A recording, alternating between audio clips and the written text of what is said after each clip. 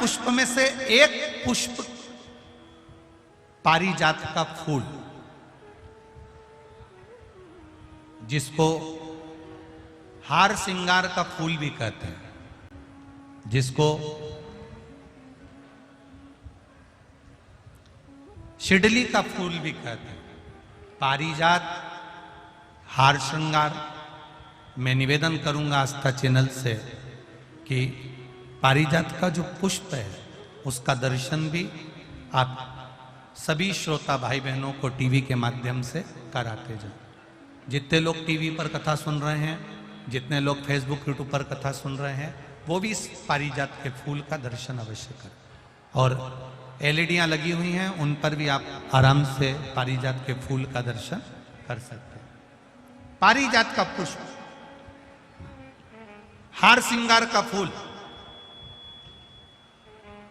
ऊपर से सफेद, नीचे जो उसकी डंडी होती है वो थोड़ी नारंगी होती है, संतरे के कलर की होती है, नारंगी कलर।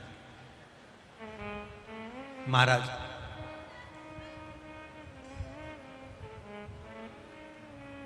रात्रि में खिलने वाला ये फूल, रात्रि में जो फूल खिलता है ये पारिजात का, और हार श्रृंगार का जो ये पुष्प है, जिसको हार श्रृंगार भी कहते हैं, पारिजात भी कहते हैं, और कहीं कहीं इसको शिडली का पुष्प भी कहते हैं। ऊपर से सफेद होता है, नीचे उसकी जो डंडी होती है वो नारंगी कलर की होती है। शिव कथा कर रही है, शिव महापुराण का चरित्र कर रहा है। जिस समय पर संतान की प्राप्ति नहीं होती या किसी कारणवश, किसी कारण से हमारे यहां वंश की वृद्धि नहीं होती, तब देवाधिदेव महादेव की आराधना पारिजात के फूल से करी जाती है। अब उस पुष्प को चढ़ाने का एक तरीका है, जरा ध्यान दीजिएगा। पंच पुष्प शिव महापुराण की कथा आप लोग सुनने के लिए बैठे हो, बड़ी आस लगाकर बैठे हो, उसको समझिएगा। पारिजात का जो फूल शिव जी को चढ़ता है, भगवान देवाधिदेव महादेव को चढ़ता है, जैसे ये शिवलिंग है, मान लो ये शंकर भगवान का शिवलिंग है, ये जलाधारी है, ये जल नीचे गिरने का स्थान। आप लोगों ने पहले कथा सुनी है ना सबने, आपको सबको मालूम होगा। राइट में गणेश जी का स्थान, लेफ्ट में कार्तिकेय का स्थान, बीच में अशोक सुंदरी की जगह। जहां पर यह शिवलिंग रखा है वो माता पार्वती जी का हस्त कमल, शिवलिंग के रूप में, शंकर भगवान के रूप में यह शिवलिंग है। ऊपर से जो एक एक बूंद जलाधारी नीचे गिरती है वो शंकर भगवान की 5 लड़कियां, जया, विषहरा, शामली बारी, दौतली और देव, ये शंकर जी की 5 बेटियां हैं। वंश वृद्धि के लिए, कार्य सिद्धि के लिए, वैभव प्राप्ति के लिए, या अपने हृदय की सुख समृद्धि के लिए, संतान प्राप्ति के लिए पारिजात, हार श्रृंगार के फूल की शिव जी को आराधना होती है। हार श्रृंगार का जो पुष्प होता है, अशोक सुंदरी वाली जगह पर हम पारिजात के पुष्प को समर्पित करते हैं। उसकी डंडी का जो मुख है वो शिवलिंग की ओर होता है जब अपन अशोक सुंदरी पर चढ़ाते हैं, और फूल का मुख इधर होता है। वापिस उसी पारिजात के पुष्प को उठाकर हम माता पार्वती जी के हस्त कमल पर, जो गोल हस्त कमल है, वहां समर्पित करते हैं। उस जगह पर माता पार्वती जी की ओर से जो पुष्प समर्पित किया जाता है, उसकी डंडी पारिजात की हमारी ओर होती है, पुष्प का मुख महादेव की ओर होता है। तीसरी जगह जब हम पारिजात के पुष्प को अशोक सुंदरी पे से उठाकर जगत जननी के हस्त कमल पर रखते हैं, हस्त कमल पे से उठाकर देवाधिदेव महादेव के शिवलिंग पर रखते हैं, उस समय पर पारिजात के पुष्प की डंडी शिवलिंग के ऊपर होती है और फूल का मुख अपनी ओर होता है।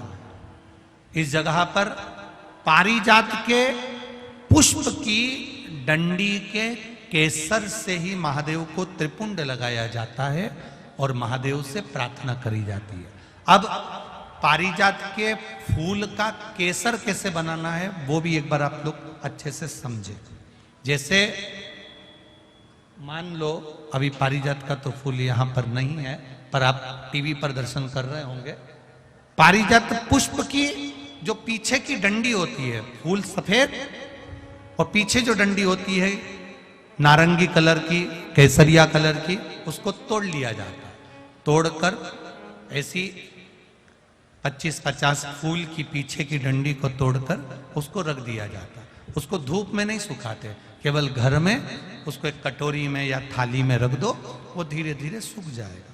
सूखने के बाद उसको पीस लो, पीसकर उसका चंदन तैयार हो जाएगा पारिजात फूल की उस डंडी का।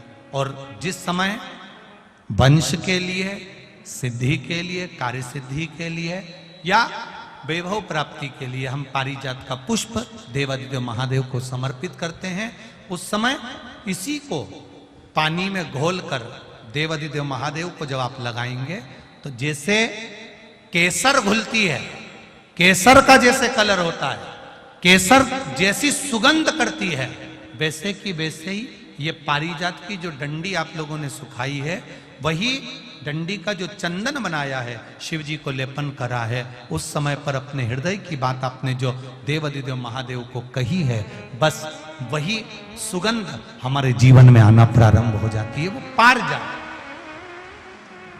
हार श्रृंगार। अब जरा ध्यान दीजिएगा, हार श्रृंगार के पुष्प, पारिजात का जो पुष्प है, सोमवार की अष्टमी पड़ने पर यदि हम देवादिदेव महादेव की पारिजात के फूल से आराधना करते हैं, स्मरण करते हैं, तो उसका फल भी हमें अधिक प्राप्त होता है। पारिजात का पुष्प, हम तो यहां तक कहेंगे अगर आपके यहाँ हार श्रृंगार का पेड़ लगा हो, पारिजात का पुष्प यदि आपके यहाँ होता हो, रात को खिलता है, सवेरे मिलता है, ऐसा पारिजात का अगर वृक्ष आपके यहां लगा हो तो प्रयास करना। 12 महीने शिवरात्रि आती है, बोलो आती कि नहीं आती? आती है ना 12 महीने। 12 महीने शिवरात्रि आती है। कैलेंडर पर एक गोला बनाकर रख देना कि हमको ये शिवरात्रि आई है, हर महीने की शिवरात्रि तुम्हारे ध्यान में रहेगी। एक पारिजात का पुष्प, हार श्रृंगार का पुष्प एक अगर देवादिदेव महादेव को आपने चढ़ाना चालू कर दिया, समर्पित करना प्रारंभ कर दिया, तो आपको पीछे पलट कर देखने की जरूरत नहीं पड़ेगी, महादेव हाथ पकड़ ही रहता। पारिजात का पुष्प शिव को समर्पित हो।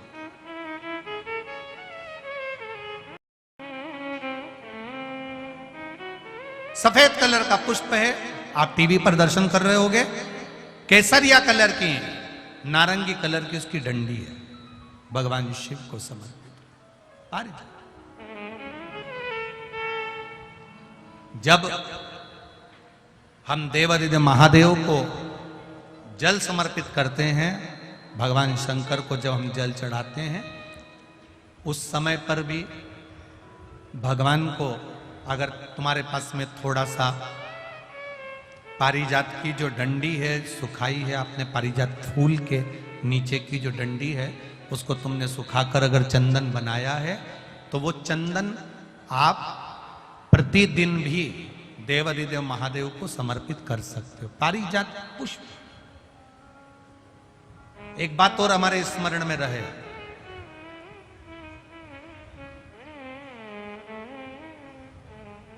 भगवान शिव को जो ये 5 तरह के पुष्प समर्पित करे जाते हैं, इन पुष्पों की डंडी जो पीछे लगी होती है, इसको तोड़ा नहीं जाता शिव जी को चढ़ाते समय। इसका स्मरण आपको रहे।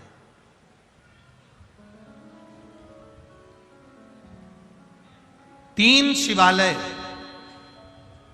ऐसे हैं जहां पर पारिजात के पुष्प को समर्पित कर देने से, भगवान शंकर को अगर पारिजात का पुष्प समर्पित किया जाता है तो मनवांछित फल की प्राप्ति होती है।